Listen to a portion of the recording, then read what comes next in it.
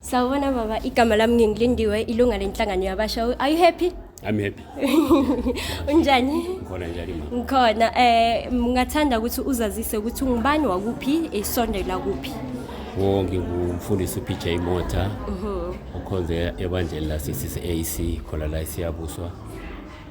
Njenge umfundisi ngimaphi ama challenges ohlangabezana nayo ebandleni lakho and uvala njani wavala njani nofana how do you overcome them? Ama challenges engihlala nayo ebandleni kakhulu this nowadays abantu abasha ongafuna ukukhonza ngokweqiniso bafuna ukukhonza nezinto zonke zasezweni kodwa siyazama ukuthi ke siveze umbono kaBaba uNkulunkulu ukuthi ke ukuqala kokuhlakanipha ukumesaba uJehova egcineni abanye bagcina seba understand izwi likaBaba uNkulunkulu. Ngiyazwisisa ukuthi ubaba ngumuntu onomoya ophasi but bengajabulela ukuthi ubaba phakamise ivoice kancane kuwo wonke amabandla akhona eZion. Why iZion? Kuwo wonke amabandla akhona la eSouth Africa, why iZion?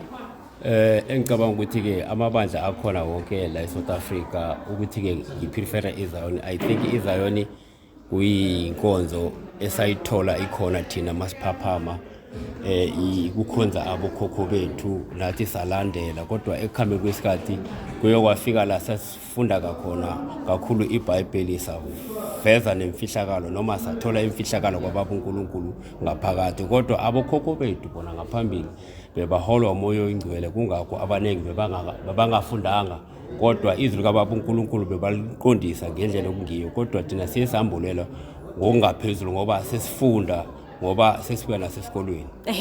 Ngokuncane nje ukuthi isikhashanyana esincane esiseleko bengiba usitshele ukuthi sililutsha yini into ekumele siyenze ukuze sihlale enkosini.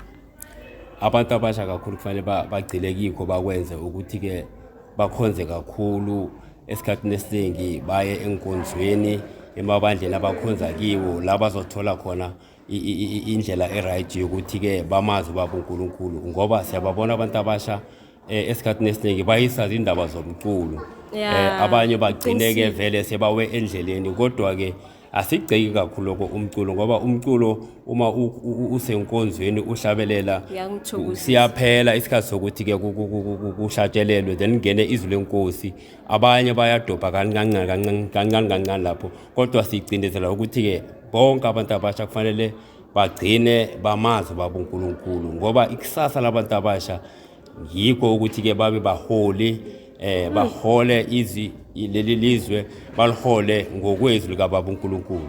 Amen. Siyathokoza. Ngithokoza kakhulu isikhathi sakho ngiyabonga ukuthi sivakashele. Amen.